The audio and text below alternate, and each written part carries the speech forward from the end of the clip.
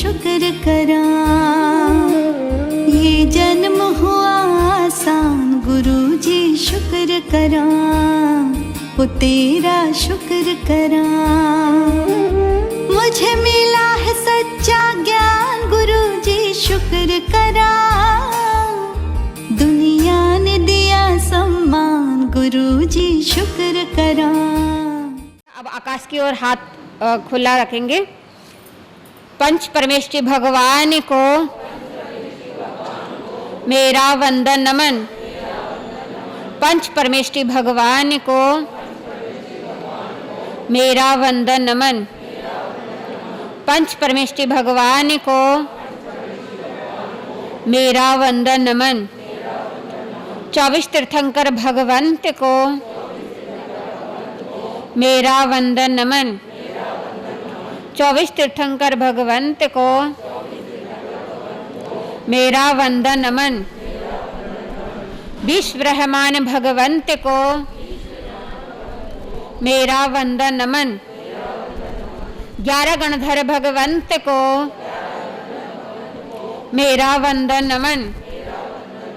मति ज्ञानी, श्रुत ज्ञानी, अवधि ज्ञानी, मंत्र ज्ञानी, केवल ज्ञानी भगवंतों को मेरा वंदन नमन।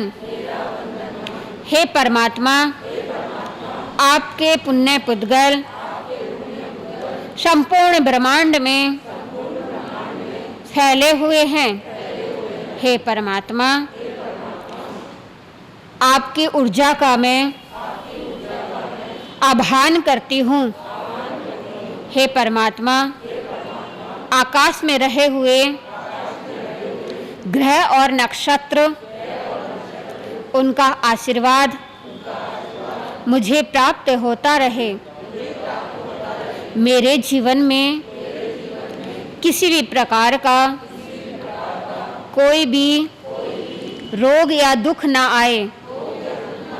हे परमात्मा, आप सभी को मैत्री से भर दीजिए। हे परमात्मा, सभी को रोग मुक्त कर दीजिए। हे परमात्मा, आपकी ऊर्जा बड़ी शक्तिशाली है। हे परमात्मा, आपकी ऊर्जा के द्वारा मेरी साधना सफल हो, सफल हो। हे परमात्मा, आपकी ऊर्जा के द्वारा मैं सभी का भला करूं, भला करूं, भला करूं। अब आकाश पृथ्वी की ओर अपने हाथ खुले रखेंगे। पंच परमेष्टि भगवान को मेरा वंदन नमन। पंच परमेष्टि भगवान को मेरा वंदन नमन। पंच परमेष्टि भगवान को मेरा वंदन नमन। 24 तीर्थंकर भगवंत को मेरा वंदन नमन। विश्व ब्रह्मांड भगवंत को मेरा वंदन नमन। 11 गणधर भगवंत को मेरा वंदन नमन। मति ज्ञानी, श्रुत ज्ञानी, अवधि ज्ञानी, मंत्र ज्ञानी, केवल ज्ञानी मुनिराजों को मेरा वंदन नमन। हे परमात्मा, आपके पुण्य पुद्गल, आपके धर्म पुद्गल संपूर्ण ब्रह्मांड में फैले हुए हैं। हे परमात्मा, पृथ्वी में रहे हुए आपके पुण्य पुद्गलों का मैं आह्वान करती हूँ। हे परमात्मा, जैसी शक्ति, जैसी सहनशीलता पृथ्वी के अंदर है, मेरे भी अंदर वैसी ही सहनशीलता, वैसी ही सहिष्णुता आए। हे परमात्मा, पृथ्वी के अंदर अपार खजाना है, ऐसा ही खजाना, आध्यात्मिक खजाना मेरे भीतर प्रकट हो। हे परमात्मा, आपकी ऊर्जा के द्वारा मैं सभी का भला करूं, भला करूं, भला करूं। अब सभी अपने यथास्थान पर बैठेंगे और ध्यान की मुद्रा में बैठेंगे। 3 उंगलियां खुली रखनी है। तर्जनी उंगली यानी जो हमारी फर्स्ट उंगली है वो और अंगूठे को टच करना है और सुखद आसन में बैठना है।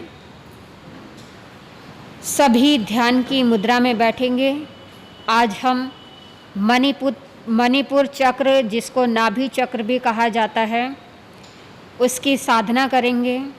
जिसका स्थान है हमारी नाभि, जिसका रंग है पीला और इसका मंत्र है रम।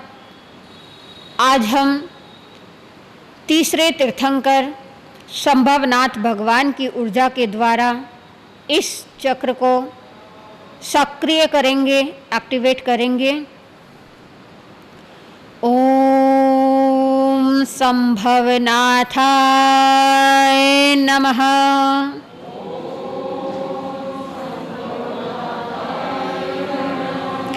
ओम संभवनाथाय नमः।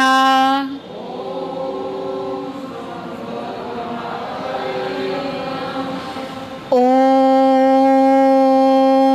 संभवनाथाय नमः।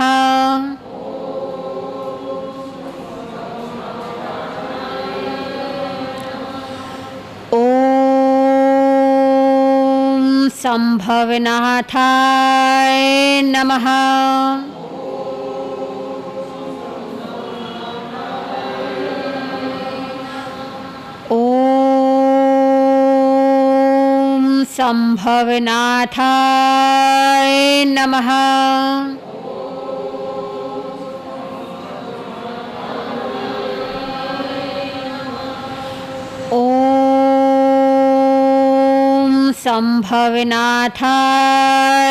नमः।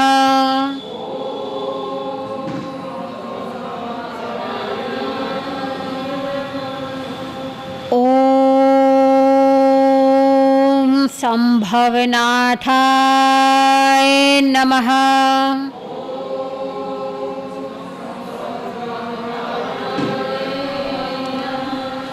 ओम संभवनाथाय नमः।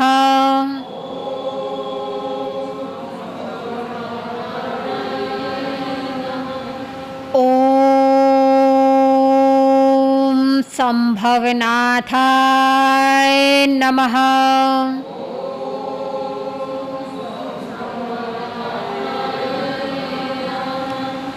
ओम संभवनाथाय नमः।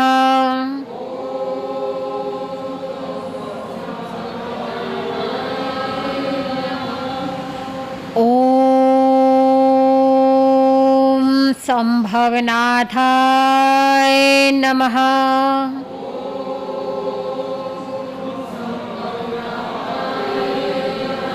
ओम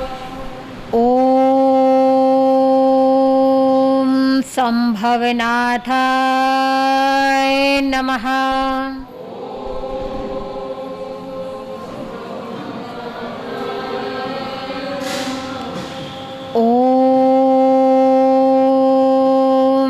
संभवनाथाय नमः।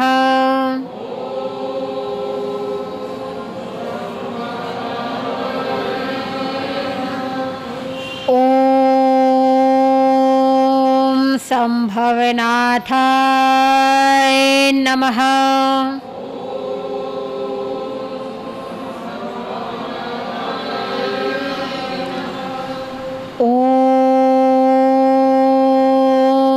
संभवनाथाय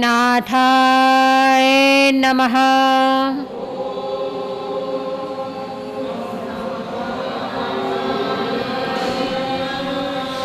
ओम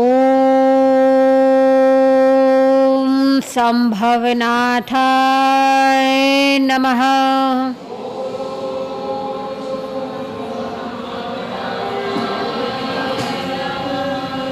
ओम संभवनाथाय नमः।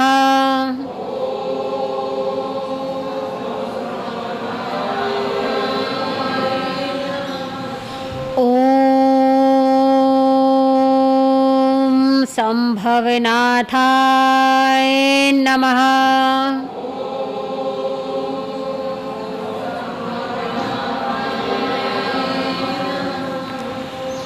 ओम संभवनाथाय नमः।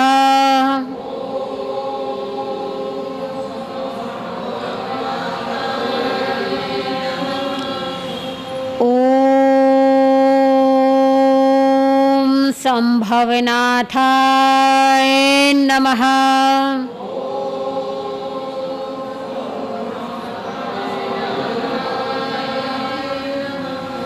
ओम संभवनाथाय नमः।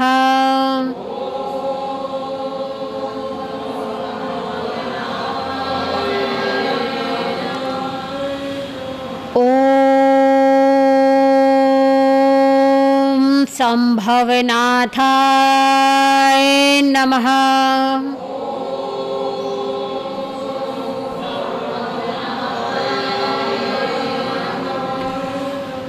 ओम संभवनाथाय नमः।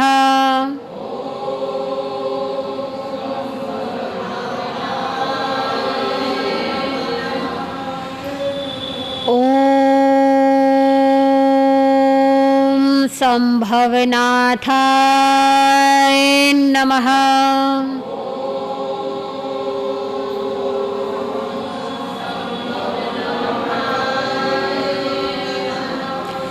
ओम संभवनाथाय नमः।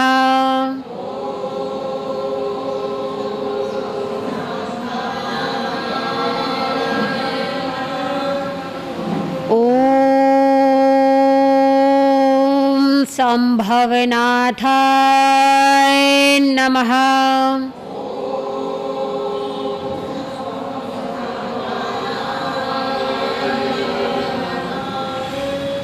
ओम संभवनाथाय नमः।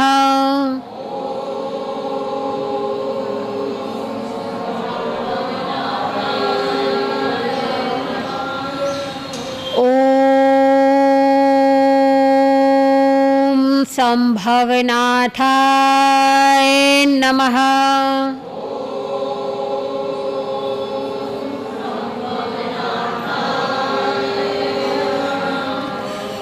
ओम संभवनाथाय नमः।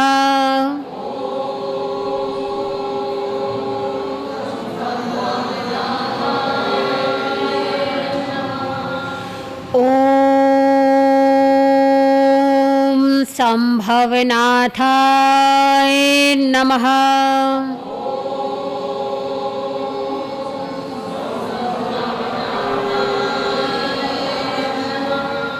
ओम संभवनाथाय नमः।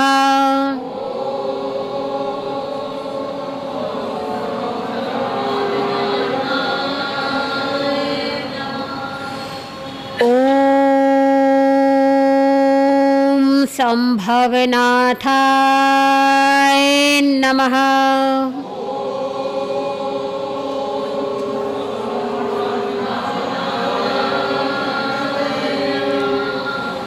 ओम संभवनाथाय नमः।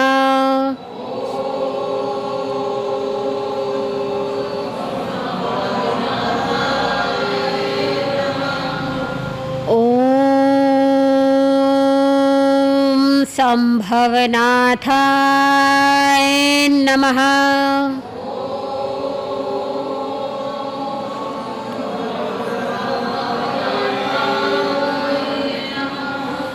ओम संभवनाथाय नमः।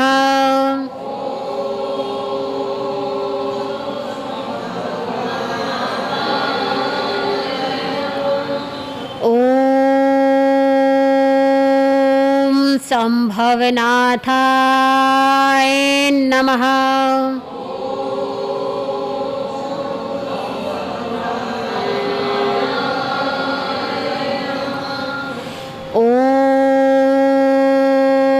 ओम संभवनाथाय नमः।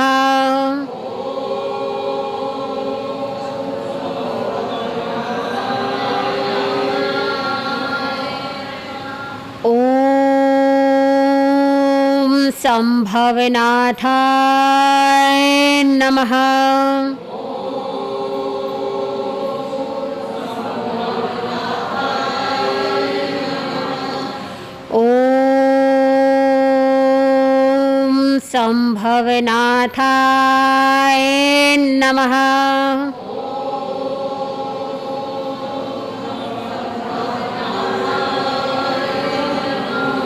ओम संभवनाथाय नमः।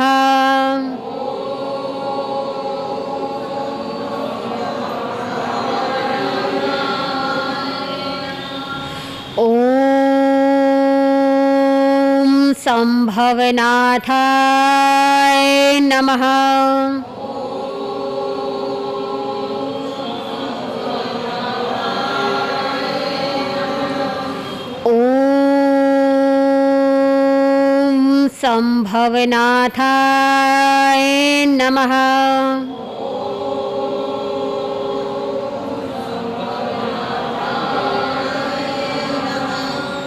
ओम संभवनाथाय नमः।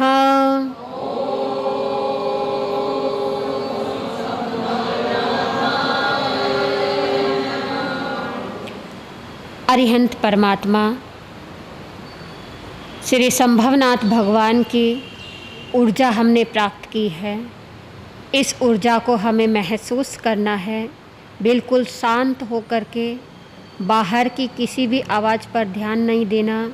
विचार उठ रहे हैं, उठने दीजिए, आने दीजिए, अपने आप चले जाएंगे।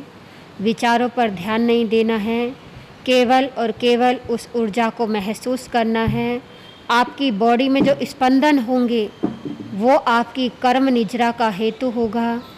अपनी उस ऊर्जा को महसूस कीजिए।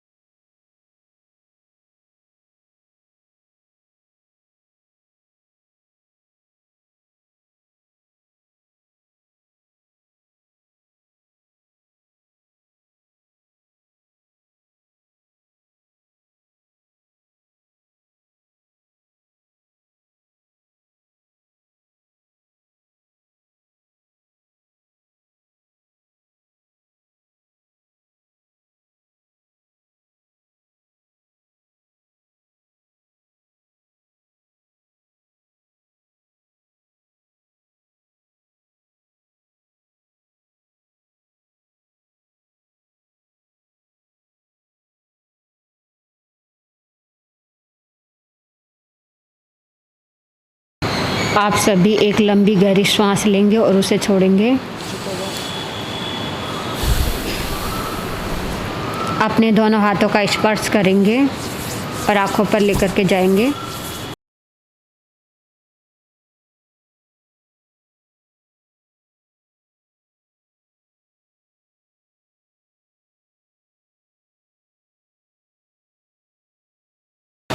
हमारी ऊर्जा लीक ना हो उसके लिए हमें 2 मिनट के लिए ऐसे करना है।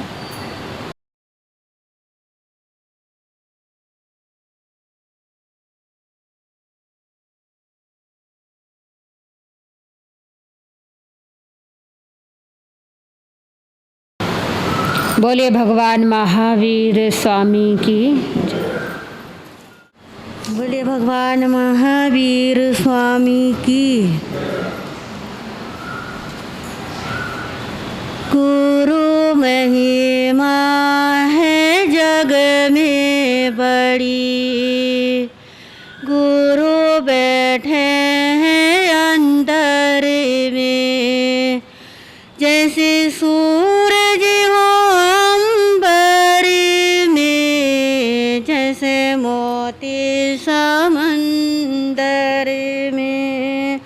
गुरु महिमा है जग में बड़ी, गुरु बैठे हैं अंदर में, जैसे सूरज हो अंबर में, जैसे मोती समंदर में।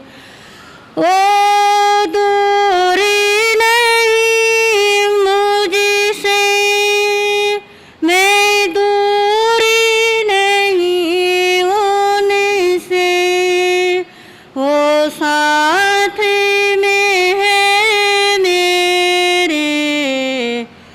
साथ में हूँ के, हो दूरी नहीं मुझसे, मैं दूरी नहीं उनसे, वो साथ में है मेरे, मैं साथ में हूँ के। गुरु ज्ञान से निखरी मैं, गुरु प्रेम से सावरी मैं, गुरु ज्ञान से निखरी मैं, गुरु प्रेम से सावरी में। जैसे श्याम पीतांबर में, जैसे चाँद नीलांबर में, जैसे श्याम पीतांबर में, जैसे चाँद नीलांबर में।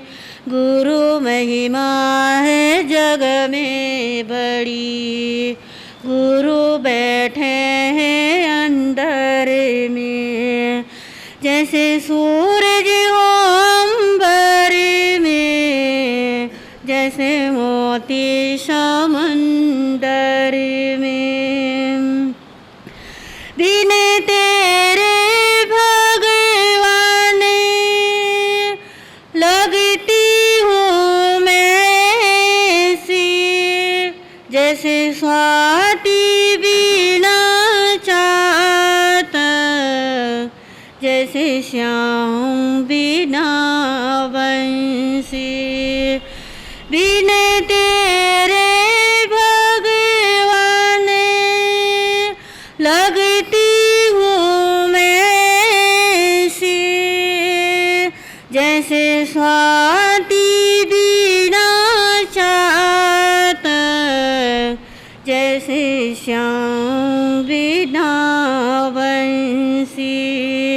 तुम आए हो जीवन में और छाए हो तन मन में, तुम आए हो जीवन में और छाए हो तन मन में, जैसे फूल हो गुलशन में, जैसे रूप हो दर्पण में, जैसे फूल हो गुलशन में, जैसे रूप हो दर्पण में। गुरु महिमा है जग में बड़ी, गुरु बैठे अंदर में, जैसे सूरज हो अंबर में, जैसे मोती समंदर में। शब्द सुने पड़े हैं सब, कैसे गाऊं तेरी गाथा, प्रभु तेरे बिन अब तो एक पग चला न जाए। शब्द सुने पड़े हैं सब, कैसे गाऊं तेरी गाथा, प्रभु तेरे बिन अब तो एक पग चला न जाए। सांसों में समाऊं तुझे, आँखियों में बसाऊं तुझे, सांसों में समाऊं तुझे, आँखियों में बसाऊं तुझे। जैसे हंस सरोवर में, जैसे घटा हो सावन में, जैसे हंस सरोवर में, जैसे घटा हो सावन में। गुरु महिमा है जग में बड़ी, गुरु बैठे हैं अंदर में, जैसे सूरज हो अंबर में, जैसे मोती समंदर में। बोलिए भगवान महावीर स्वामी की, श्री आदिनाथ भगवान की, श्री शांतिनाथ भगवान की। सपूजा साठी शिवनी संचय, मन चिठै काम संपाया, ताव समयारी समाही संबोधे, माहो जुहि पंच अवयाई पाली। भावना दिन रात मेरी सब सुखी संसार हो, तन की भी ना व्यार हो, आपस में सच्चा प्यार हो। दूसरों के सुख से बढ़कर और भला है सुख कहाँ, दिन दुखी मानव जहाँ भगवान भी है बस वहाँ, भगवान भी है बस वहाँ।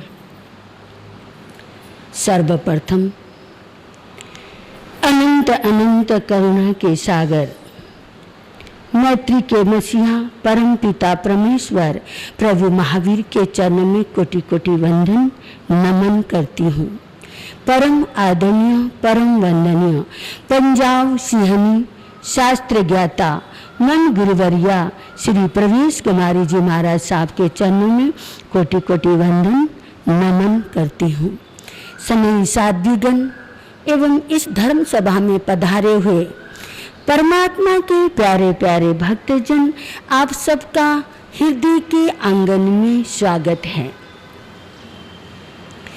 आज आपके समक्ष एक विषय लेके आई हूं जिसका नाम है भाग्य को कैसे बदले।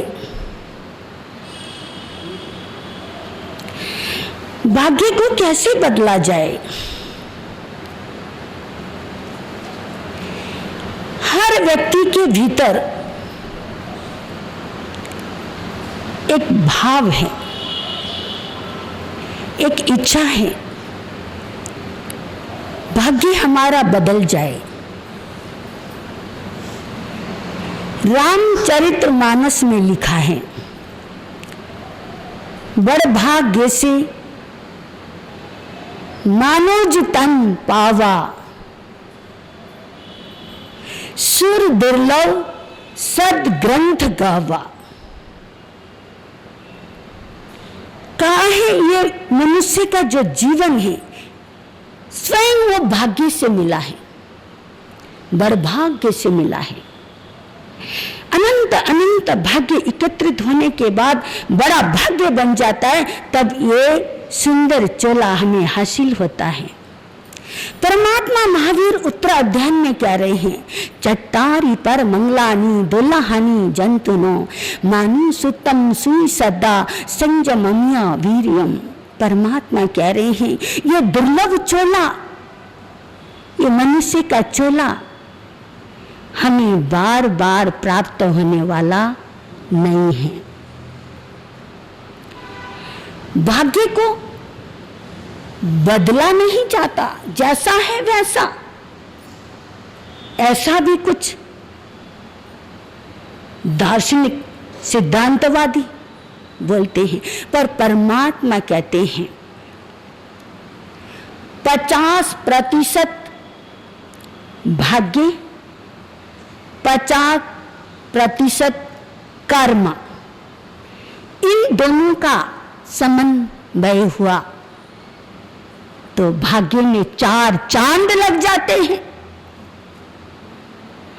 भाग्य शून्य है और कर्म 80% है, तो वहां पर भाग्य दब जाता है। अक्सर ऐसा सुनने को मिलता है,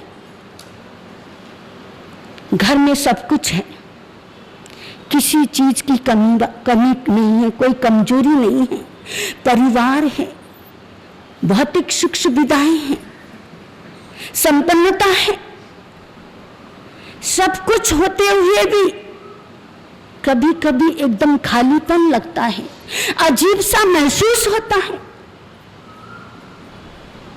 मन खोया खोया रहता है, बेचैनी सी लगी रहती है, अशांति, हर समय अशांति का जन्म होता है, असंतोष का वास होता है। ऐसा क्यों? आइए कुछ टिप्स आपके समक्ष रखती हूं। पहला, आपका स्वभाव,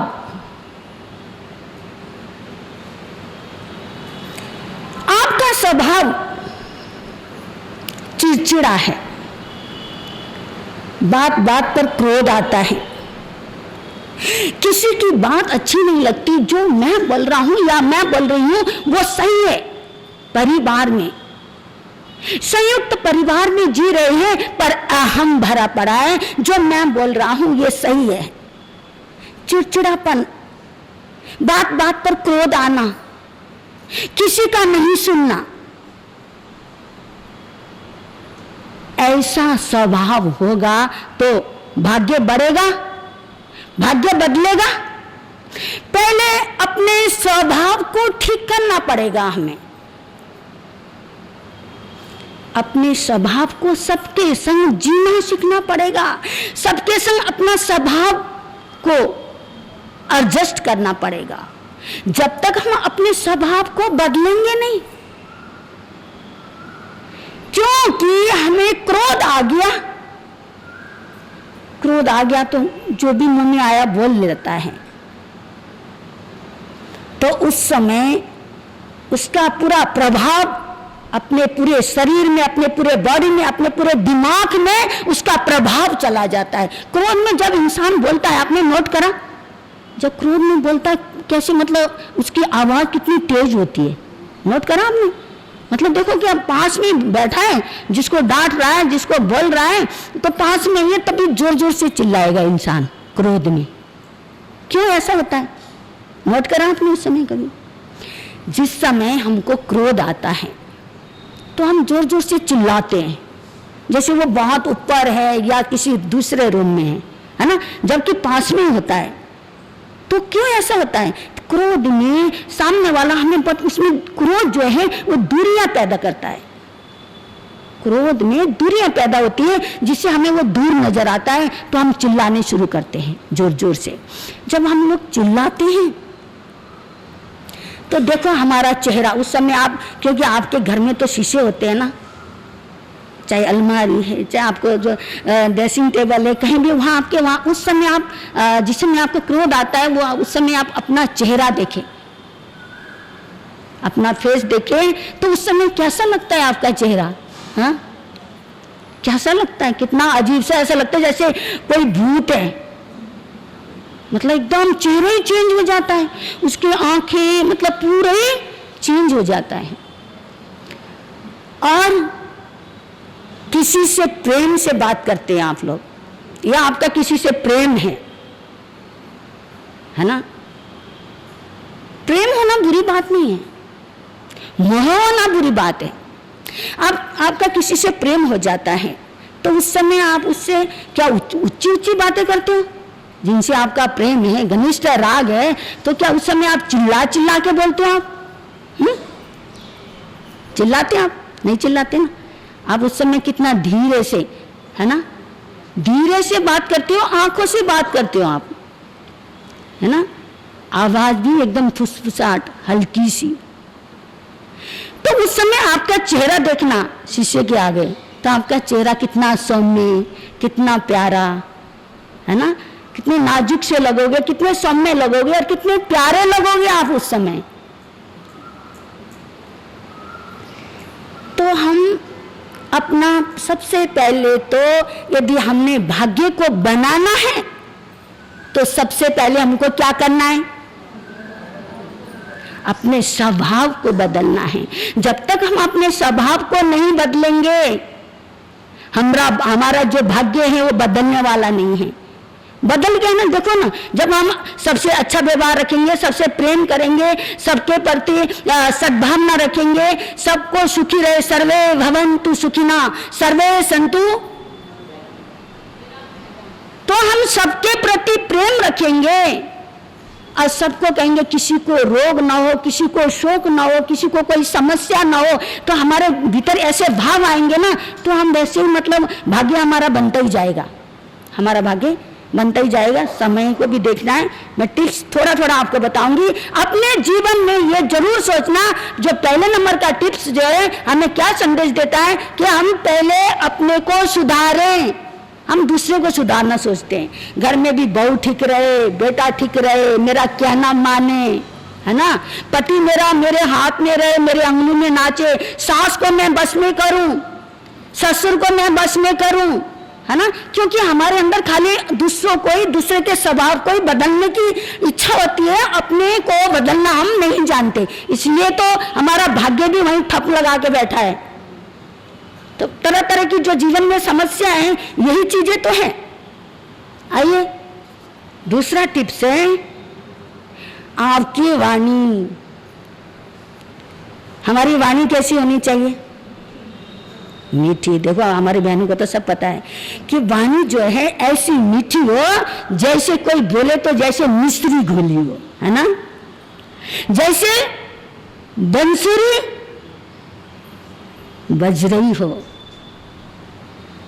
वो कोई कहते हैं अरे इसकी आवाज ऐसा मन करता है सुनते रहे, कितनी मीठी आवाज है, जैसे मोती गिर रहे हैं, ऐसी मीठी वाणी हो। और मीठी वाणी का बहुत प्रभाव पड़ता है। वाणी जो है ना, वाणी से ही पता चलता है ये किस जाति का है, किस कुल का है, इसके भीतर संस्कार कैसे डाले गए, तो उसके वाणी से पता चलता है। जीवा जो है हमारी पहचान है, जीवा से मालूम पड़ जाता है। तो भाग्य को आपको बदलना है तो वाणी हमारी अच्छी होना चाहिए। हम जिसको भी बोले ऐसे डंडा मार के बोलते हैं, है ना, और हर एक की हम बुराई करते हैं, ये वाणी नहीं है हमारी, ये तो बहुत अद्भुत चीज है। सरस्वती का वास रहता है हर समय, ऐसा बोलते हैं। तो वाणी पर हम विवेक रखेंगे, हम जितना कम बोलेंगे, जितना कम बोलेंगे उतनी ही ऊर्जा आएगी हमारे भीतर, उतनी ही शक्ति आएगी। इसका मैं बाद में बहुत बड़ा विश्लेषण करूंगी कि वाणी में क्या क्या गुण है, क्या क्या चीज है, वाणी में कितने दोष है, कितने, और ये स्थानांगी शास्त्र में इतना भरा पड़ा है। तो अब तो मैं आपको मोटे शब्दों में बताती जा रही हूं कि वाणी का विशेष ध्यान रखना। हमारी वाणी सुंदर होने चाहिए, हम सुंदर वाणी बोलेंगे, सबके लिए हम सहयोगी भाषा बोलेंगे, सबसे हम प्रेम करेंगे, तो हमारा भाग्य बदल जाएगा, भाग्य में तरक्की होगी, जीवन में रूपांतर आ जाएगा। कौन से कितने हो गए? 2। तीसरा नंबर है कर्म। कर्म करते हैं ना हम लोग, है ना, सुबह से लेके शाम तक जो कर्म करते हैं वो कर्म जो है विधि से हो। क्या बोला? आप जो सुबह से लेके शाम तक, सुबह उठते ही आप लोग क्या करते हो? सुबह उठते ही आप लोग क्या करते हैं? नौकार मंत्र पढ़ते हैं, धर्म करते हैं, उसके बाद आप अन्य क्रम में जो दैनिक क्रम है उस काम में आप लोग जुट जाते हैं। कोई भी काम करो उसकी विधि होनी चाहिए। हम जो भी काम करते हैं अविधि से करते हैं। उठने की विधि नहीं है पहले तो हमारी, भाग्य जगाने के लिए पहले तो हमारे उठने की विधि नहीं है। अलवर निवासियों का मुझे पता नहीं है, उधर बेंगलोर मुंबई वहां तक उठने का भी समय अभी तक नहीं समय हुआ ही नहीं है अभी तक। 11-11, 12-12 बजे तक लोग सोए रहते हैं। शास्त्रकार कहते हैं कि जो सूर्य निकलने के बाद उठता है तो अपने भाग्य को वो दबाता है, और सूर्य निकलने से पहले ही जो जागता है तो अपने भाग्य को जगाता है। बाद में उठने से भाग्य को सुला देता है और पहले उठने से भाग्य को वो जगा देता है। तो भाग्य को जगाने के लिए हमें पहले तो सूर्य निकलने से पहले उठना चाहिए। जो काम भी हम करते हैं वो विधि से करना चाहिए। जो भी हम करते हैं वो अविधि से करते हैं। कर्म हम करते हैं ऐसा नहीं है। सुबह से शाम तक हमारे भाई लोग भी सब काम करते हैं। पहले स्नान करते हैं, फिर तैयार हो जाते हैं, ऑफिस जाते हैं। हमारी बहनें भी सर भोजन में लग जाती है, रसोई का सारा काम निपटाती है, वस्त्र धोती है। मतलब सबके जो है रोज के रूटीन के जो काम है सभी करते हैं, पर उसका हमारा कोई टाइम टेबल नहीं है, कोई रूटीन नहीं है। अब तो खाने का भी, पहले का खाने का समय क्या कौन सा होता था? 9, 10, ज्यादा से ज्यादा 11। इससे पहले आपके मारवाड़ में नहीं होगा ऐसा कि समय पे भोजन लिया जाता था, फिर शाम को भी समय पे खाते थे। अब तो घड़ी देख के भोजन करते हैं लोग। भूख का पता ही नहीं है, भूख लगती नहीं लगती, घड़ी देखेंगे अब तो खाना चाहिए मुझे। अरे भीतर जब हमारे जो पेट हमें कहे भाई भूख लग रही है, तो उस समय जो खाया होता है तो वो भोजन का अलग ही स्वाद होता है। भूखी नहीं है और जबरदस्त हम खा रहे उसका, तो उसका क्या है, वो विधि थोड़ी है। तो कर्म हम करते हैं पर उन कर्मों को हम विधि से नहीं करते। हमारी बहनें सुबह उठ के पहले स्नान करती थी, फिर अपने बालों को बनाती थी, है ना, उसके बाद रसोई में जाती थी। अब तो क्या करती है, उल्टा ही हो गया, पहले रसोई में जाना, नहाना धोना भी नहीं। अब तो इतनी विकृतियां, तभी तो ये हमारा भाग्य आगे बढ़ता ही नहीं है। पहले सबसे पहले जो रात्रि के जो अशुद्ध वस्त्र है, आप गृहस्थ आश्रम में हो, आपको तो सुबह उठ के वस्त्र बदलने ही चाहिए, या आप नियम में रहते हो वो अलग चीज है। तो यदि आप रसोई में आप अशुद्ध वस्त्र पहन के आप रसोई आपने तैयार की और सब अपने पतियों को, अपने पुत्रों को, उनको आपने भोजन करवाया, तो समझ लो वो भोजन सात्विक भोजन नहीं गिना जाता। भले ही सात्विक आहार है पर वो सात्विक आहार नहीं माना जाता। तभी तो हमारे भाग्य में समस्याएं आती हैं। और हमारे बहनें, पहले कोई किसी का सिर खुला नहीं होता था, पहले किसी का भी, और तो और जेंट्स लोगों के भी टोपी पहनते थे और पगड़ी पहनते थे। याद है आपके बाप दादा का? याद है आपके बाप दादा का? आपके जो बाप दादा करते थे आप वो काम करते हो? क्यों नहीं करते फिर आप लोग? परंपरा और संस्कृति में जीते हो तो करना चाहिए ना। आपके बाप दादा धोती पहनते थे, है ना, और पगड़ी पहनते थे, आप लोग क्यों नहीं पहनते? आप तो इतनी इतनी उम्र में जीन्स पहनते हो, है ना। तो आप जो पहले की संस्कृति में जीना चाहते हो, हर चीज को उसी को फॉलो करो ना, तब तो अच्छा लगे।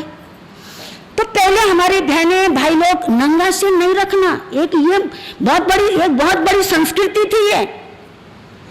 और आज तो क्या है, आज क्या है, आज तो बाल ही खुले रख लेते हैं।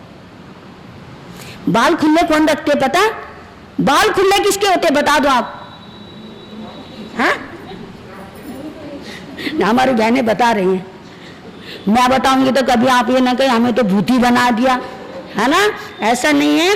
तो पहले के जो संस्कार संस्कृति कैसे थे अद्भुत, क्योंकि सिर नंगा रखना ये नारी के लक्षण नहीं है, पुरुष के भी नहीं है। जो मतलब हेयर स्टाइल अलग अलग कटिंग, आजकल तो क्या क्या कटिंग है, पीछे से बिल्कुल गंजे और आगे इतने से बाल पुरुषों के, और लड़कियों के देखो, मतलब कि ऐसी चीज है। और बाल कटाने की भी विधि होती है, जो जब देखो आप कहाँ सैलून में पहुंच जाते हो, ब्यूटी पार्लर में पहुंच जाते हो, विकृतियां तो देखो आप, भाग्य हमारा क्यों दब रहा, क्यों नहीं बढ़ रहा, ये सब विकृतियां तो है। ये जो मैं आपको टिप्स बता रही जा रही हूं, आपको हर जगह नहीं मिलेंगे ये चीजें। हमने जो अध्ययन करा उसका अच्छे से करके, क्योंकि जहां से भी जो चीज भी लेती हूँ ना, मैं पढ़ती हूँ, वो मेरे को जचे, मैं आपको भी देने की कोशिश करती हूँ। ये मेरे में मतलब, इसको आप जो मर्जी बोल सकते हो, मैं उसको देना चाहती हूँ, उस चीज को बांटना चाहती हूँ, बांट के खाना अच्छा लगता है। तो पहले के जमाने में कैसे मतलब बाल काटने का भी दिन होता था, हर रोज में बाल काटते थे पहले। आजकल तो लड़कियां देखो, बहुएं देखो, हाँ, बाल काटने का, और पुरुष लोगों का तो पत्ता ही नहीं चलता, उनका कोई बार नियम कुछ नहीं पता, किस बार को क्या करना है कुछ नहीं मालूम पुरुषों को तो। और महिलाएं भी उनके संग रह के उनकी भी आदत वैसी होगी। वेदों में बताया हुआ है, वेदों में मैंने पढ़ा एक जगह कि बाल ज्यादा से ज्यादा मतलब सबसे, क्योंकि कितने दिन होते हैं हमारे सप्ताह में, 7 दिन होते हैं ना, 7 दिन में सर्वश्रेष्ठ दिन बतलाए हैं शुक्रवार और बुधवार। कौन से बार? शुक्रवार और बुधवार। आप प्रैक्टिकल करके देखना, तुम्हारे जीवन में तुम्हारी सोच, तुम्हारे विचार, तुम्हारा जीवन कितना परिवर्तन हो जाएगा। हम यही हैं, करके तो देखो प्रैक्टिकल। केवल कितने दिन? शुक्रवार और बुधवार, ये दोनों बार यदि बुधवार को अपने बाल, बहनें भी काटती रहती हैं, इतने बाल नीचे से काट लेती हैं, साइड से काट लेती हैं, है ना, फिर बाल लटका लेती हैं, इधर वो बाल लटका लेती हैं। फिर वो करने के लिए भी हर रोज ही वो शीशे के आगे खड़ी हो जाती हैं, तो हर रोज कुछ ना कुछ करती हैं। लेकिन एक नियम में रहना आप लोग, तभी आपका भाग्य बढ़ेगा, बदलेगा।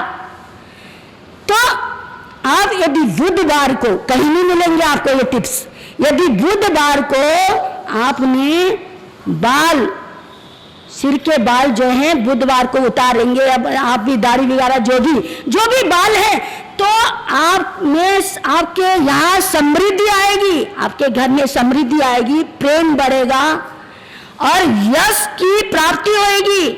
जहां भी जाओगे यश ही यश मिलेगा। आपको यश चाहिए ना, अरे कितनी अच्छी है ये भाई, कितना अच्छा है, आपको कोई क्या देते तो आपके चेहरे में कितना मुस्कान आती। अरे बहनों को तो ज्यादा कहने की जरूरत ही नहीं, इतने ही कह दो, आज तो आप बहुत स्मार्ट दिख रहे हो, इस साड़ी में कितने अच्छे लग रहे हो, अरे इनको तो और कुछ चाहिए ही नहीं।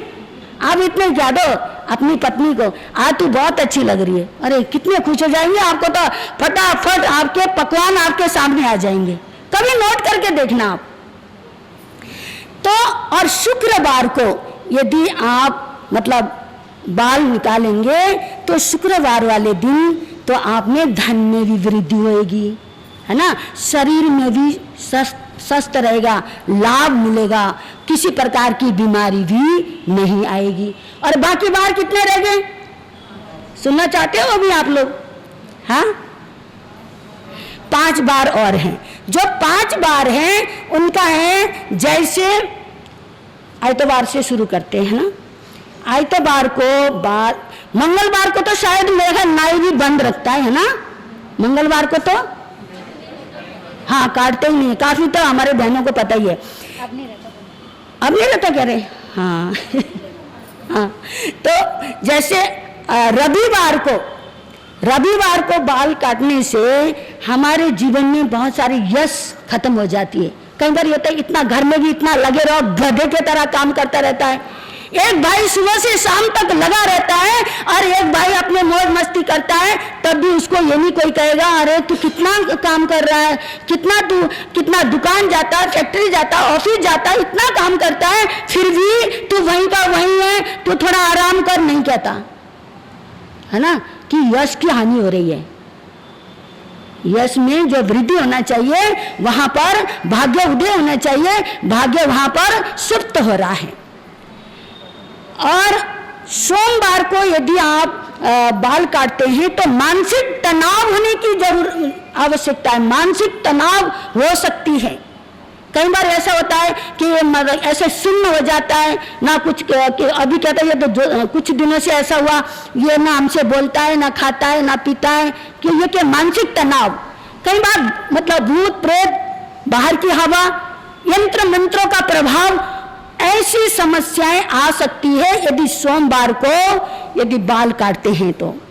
इसी तरह मंगलवार, यदि मंगलवार को बाल उतारते हैं तो मंगलवार वाले दिन बाल उतारने से आयु घटती है, ऐसा बोला है शास्त्रकारों ने। आयु घट जाती है, चोटें लगने का डर है और एक्सीडेंट होने का डर है। बुध आपको पता ही है। और बृहस्पतिवार को यदि आप बाल उतारते हैं तो धन की हानि होने का डर है। क्या बोला? धन की हानि होने का डर है। तो शुक्र शनि, यदि शनिवार को यदि आप बाल उतारते हैं तो शनिवार को बाल उतारने से व्यापार में हानि होना, घर में कलेश होना, तनाव आना और अशांति का वातावरण बन जाना। इस तरह ये आपके 5 बार अशुभ और 2 बार कैसे शुभ, इसका आप विशेष ध्यान रखना। देखना आपके भाग्य में थोड़ा बदलाव आएगा, गारंटी से बोल रही हूं मैं आपको, इसका विशेष ध्यान रखना। आइए आगे कितने टिप्स हुए आपके? 3 हुए। आइए चौथा टिप्स से हमारा चारित्र, मतलब आपका चारित्र कैसा होना चाहिए? कैसा होना चाहिए आपका चारित्र? बेदाग चारित्र होना चाहिए। आपका चारित्र का प्रभाव डायरेक्ट आपके भाग्य पर पड़ता है। आपका चारित्र जितना उज्जवल होगा, जितना स्वच्छ होगा, जितना निर्मल होगा, उतना ही आपका भाग्य अच्छा बनेगा। चारित्र अच्छा बनाने के लिए हमें सत्संग का सहारा लेना है, हमें धर्म का सहारा लेना है, हमें गुरु का सहारा लेना है, हमें माँ का सहारा लेना है। अच्छे संस्कार हमें कहाँ से मिलते हैं? माँ से मिलते हैं। तभी तो हमारा चारित्र अच्छा बनता है। जब हमारी माँ ने अच्छी नहीं है,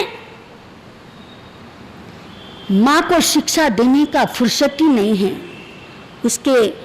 उसका तो क्लब में जाना, किट्टी में जाना और व्हाट्सएप में लगे रहना, नेट में लगे रहना, है इधर उधर के धंधों में लगे रहना, तो वो माँ अच्छी शिक्षा दे पाएगी अपने बच्चे को? अच्छी शिक्षा पाने के लिए, अच्छी शिक्षा देने के लिए, चारित्र को उज्जवल बनाने के लिए लगाम को कसना पड़ेगा, संयम में रहना पड़ेगा, मर्यादा को धारण करना पड़ेगा, अपनी इच्छाओं को रोकना पड़ेगा। जब तक नहीं रोकेंगे तब तक कल्याण होने वाला नहीं है, तब तक हम आगे बढ़ ही नहीं सकते और हमारा जीवन महान बन ही नहीं सकता। गुजरात में एक पुस्तक पढ़ने को मुझे मिली। कहां पर? गुजरात में। उस पुस्तक में गजराज चावड़ की कथा, किसकी? गजराज चावड़ की कथा। गजराज चावड़ गुजरात का बहुत बड़ा योद्धा, अंग्रेजों के समय की घटना। इतना बड़ा योद्धा अंग्रेजों से लड़ रहा है। लड़ाई में गजराज के गर्दन उड़ा दी गई। गजराज के गर्दन कट गई तो गजराज ने गर्दन को अपने हाथ में लिया। गर्दन कटने के बाद कभी ऐसी घटना शायद आपने नहीं सुनी होगी, यह हकीकत घटना है, अंग्रेजों के जमाने की घटना।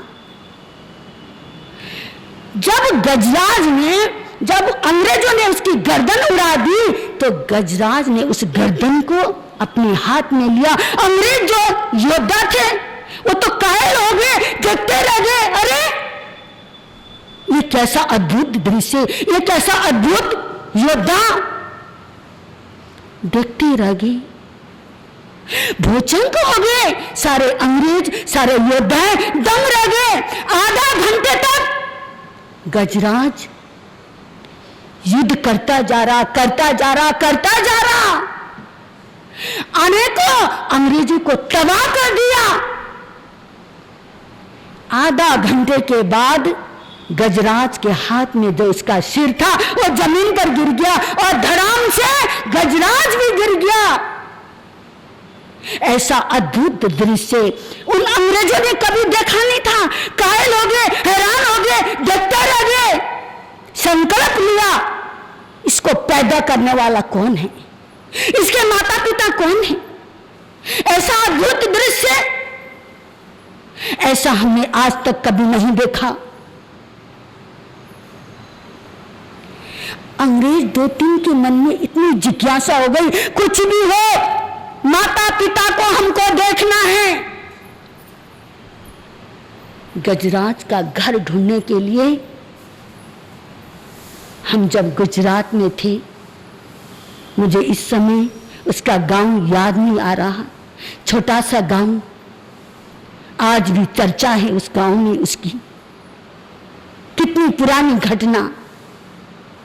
जो बिरले पुरुष होते हैं, जो बिरले काम करते हैं, उसको कोई भूलता नहीं है। 4 अंग्रेज मिलके ढूंढते ढूंढते कहां पहुंचे? गजराज के गांव पहुंचे। पूछा गया गांव में जाके, गजराज का गांव है? कहते हाँ जी। उनका घर किधर है? इस गली से जाओ, इस गली से इधर टर्न हो जाओ, इधर से मुड़ो, आगे पूछना गजराज का घर कौन सा है। जो गुजरात का महान योद्धा हुआ, पहुंच गए घर के दरवाजे के आगे। एक वृद्ध पुरुष जिसके हाथी कांप रही हैं, माथे में हजारों लकीरें हैं, गर्दन हिल रही है, टांगे लड़खड़ा रही हैं, दरवाजे के पास बैठा है। गजराज सिंह का घर यही है? हाँ यही है। आप उनके पिता और माता के दर्शन करा दीजिए। ऐसा अद्भुत योद्धा हमने कभी नहीं देखा। पिता ने कहा, गजराज का पिता मैं हूं, माता के दर्शन करा दीजिए। जब ऐसा बोला, पिता ने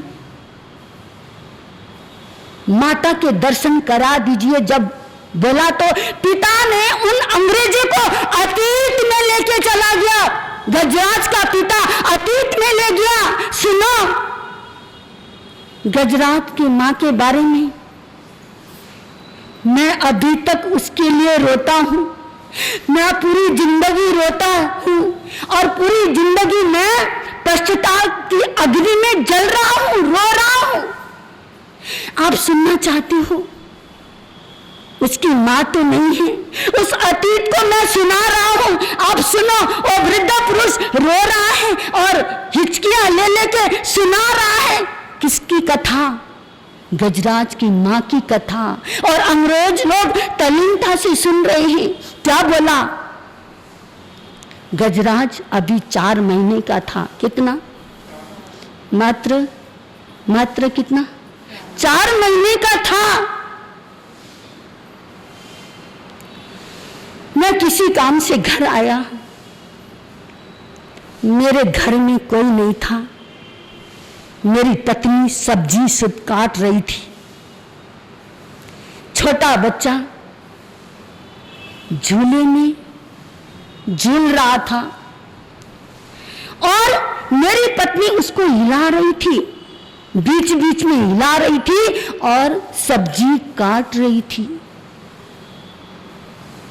मैंने ऐसा दृश्य देखा, पत्नी को एकांत महसूस किया, मेरे से रहा नहीं गया। मैं चंचल हो गया, मेरा मन मेरे बस में नहीं रहा। मैंने उसको पीछे से आके पकड़ लिया, उसका चुम्बन लिया। मेरी पत्नी ने मुझे देखकर कहा, तुमने ये क्या करा? तुम्हें लाज नहीं आती? बेटा सामने है। कितने साल का बेटा है? 4 महीने का। 4 साल का नहीं। कितने साल का? साल का भी नहीं, मात्र 4 महीने का पुत्र झूलने में झूल रहा है। और वो सारा दृश्य वो देख रहा है। उसी समय उसने अपने आंखें बंद कर दी। आज के बाद मेरी आंखें मेरे पुत्र को नहीं देखेंगी, मैं नहीं देखूंगी आज के बाद। तुमने इतना बड़ा अनर्थ किया। मैंने उसको पैदा किया, उसको अच्छा ज्ञानी बनाने के लिए, अच्छी शिक्षा देने के लिए, अच्छे संस्कार देने के लिए, पर तुमने ये क्या करा? मैं आज के बाद उस अपने पुत्र को देखूंगी नहीं। उसने अपने आंखें बंद कर दिया और उसी समय जो सब्जी बना रही थी, सब्जी को काट रही थी, उसी चाकू से अपना पेट काट दिया और उसी समय वो खत्म हो गई। शिक्षा देने के लिए अपने आप को खत्म करना पड़ता है। ऐसे ही शिक्षा नहीं दी जाती, ऐसे ही संस्कार नहीं दिए जाते, ऐसे ही भाग्य नहीं बदला जाता। भाग्य बनाए जाते, भाग्य बदले जाते, पर भीतर हमारे अंदर क्या होना चाहिए? हमारे अंदर वो चीज आना चाहिए, वो शिक्षा आना चाहिए, वो संस्कार आना चाहिए, तभी हमारा भाग्य बदलेगा। तो समय भी आपका हो गया है। आप लोगों को घड़ी देखने से पहले मैं घड़ी देखती हूँ, क्योंकि समय के मैं बहुत पंचोल हूँ, मैं समय के संग चलती हूँ। तो आपका समय हो चुका है। उपस्थित भव्य आत्माओं, जय जिनेन्द्र। भगवान श्री महावीर स्वामी के चरणों में कोटिस कोटिस वंदन नमन। आचार्य परवर श्री शिव मुनि जी महाराज साहब के चरणों में कोटिस वंदन। पंजाब सिंह शास्त्र ज्ञाता बाल ब्रह्मचारिणी माँ सती श्री प्रवेश कुमारी जी महाराज साहब की सुशिष्या नेपाल गौरव डॉक्टर पूजा ज्योति जी महाराज साहब, साध्वी श्री कीर्ति जी महाराज साहब, साध्वी श्री पूनम जी महाराज साहब के चरणों में सत सत वंदन नमन।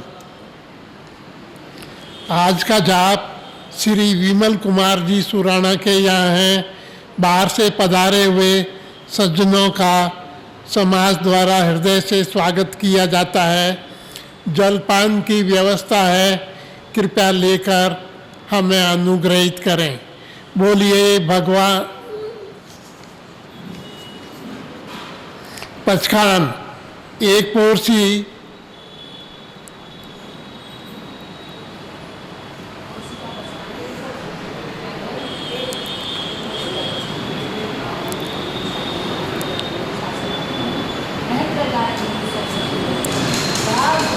तपस्या करने वालों को, दो फोरसी, एक आसना,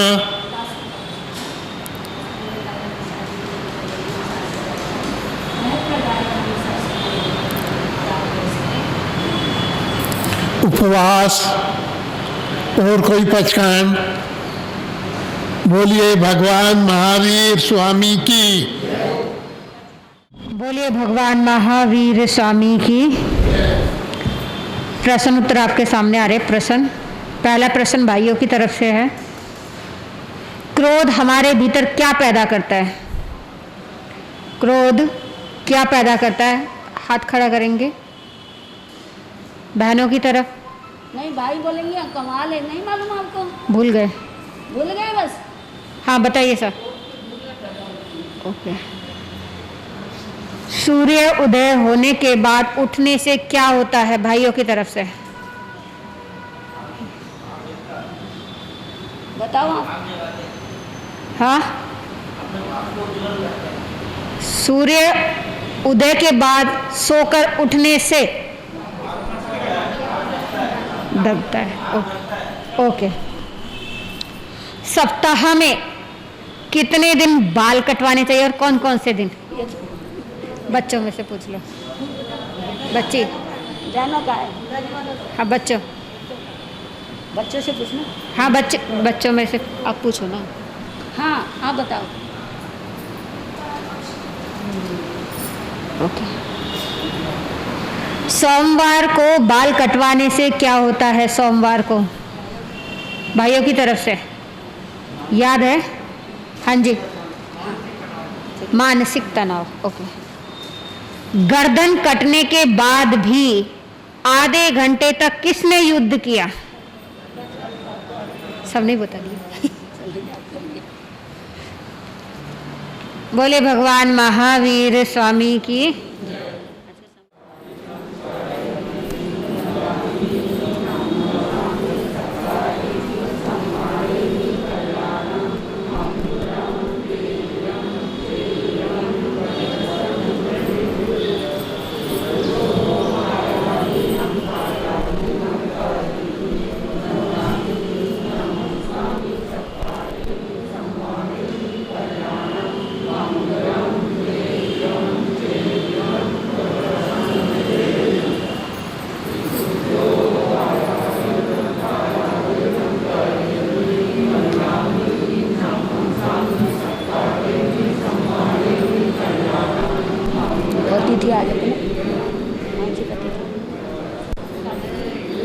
जम्मा।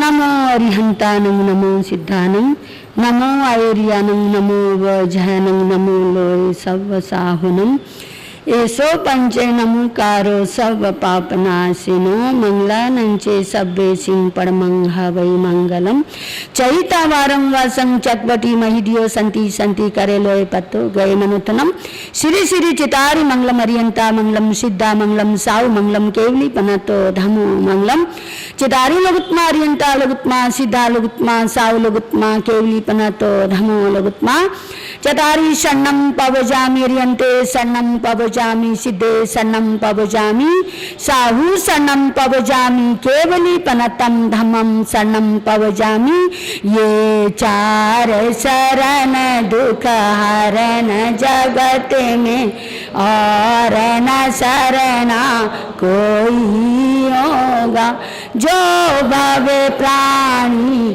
करे उसका अजर अमर पद होगा उसका सदाई मंगल। बोले शासनपति शरवण भगवान महावीर स्वामी की, सभी आचार्य भगवंतों की, वर्तमान आचार्य सम्राट डॉक्टर ध्यान योगी डॉक्टर श्री मुनि जी महाराज साहब की, युवा आचार्य भगवान पूज्य गुरुदेव श्री महेंद्र ऋषि जी महाराज साहब की, पंजाब सिंगनी शास्त्र ज्ञाता दादी गुनी मैया श्री प्रवेश कुमारी जी महाराज साहब की, आयम्बीरता पाराधिका महासती डॉक्टर पुनीत ज्योति जी महाराज साहब की, नेपाल गौरव डॉक्टर पूजा ज्योति गुन्नी जी महाराज साहब की, कीर्तिका जी महाराज साहब की, सभी मुनि भगवंतों की, सभी साध्वी भगवंतों की, जैन धर्म की, अहिंसा परमो धर्म की। तूने किया सदा कल्याण गुरु जी शुक्र करा, गुरु जी शुक्र करा। ये जन्म हुआ आसान गुरु जी शुक्र करा, वो तेरा शुक्र करा। मुझे मिला है सच्चा ज्ञान गुरु जी शुक्र करा, दुनिया ने दिया सम्मान गुरु जी शुक्र